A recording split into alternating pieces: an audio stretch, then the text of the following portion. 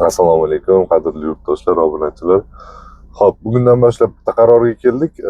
Klientlar tomonidan juda ham ko'p savollar bor. Klientlar bera olmaydigan savollar ham bor. Sababi bizning konstruksiya, prefabrik uylarimizda ko'pchilik bilmaydigan juda ko'p funksiyalari, plus taraflari juda ham ko'p.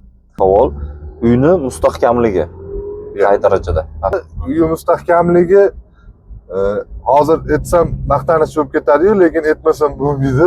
Har qanday qurilishdan, g'ishtdan qurasizmi, shlaka blokdan qurasizmi, pena blokdan qurasizmi, hammasidan mustahkamroq. Sababi bizning metallar atsinkovniy, usulniy metaldan bo'ladi. Panellarimiz ham zavodskoy, kalyonniy tunikadan bo'ladi.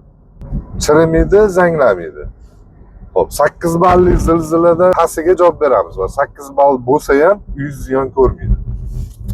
Keyingi yana bitta savollardan bittasi, nimaga men aynan sizlardan qurishim kerak, prefabrikdan qurishim kerak, boshqadan qursam nima bo'ladi desa, boshqadan qursangiz ham bo'laveradi. Biz nimadan xohlasangiz o'shandan qurib bera olamiz. G'ishtdan desangiz ham, pena blokdan, shlaka blokdan, nimadan desangiz. Biz nimaga prefabrik uyni taklif qilyapmiz? Energiya tejamkorlik. Energiya tejamkorlik degani faqatgina sizni gazingizni yoki tokingiz emas, umuman barcha energiyangizni, teplo bateriya, energiya bateriyalarini saqlash uchun. Masalan, nima demoqchiman? O'chib qoldi.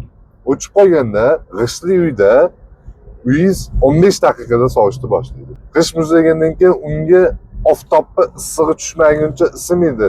Nima bilan isitsangiz ham devoringiz isimaydi, xonangiz isiydi. O'shaning uchun o'chgandan keyin uyingiz darrov soviydi. Sababi devorlaringiz muzlaydi.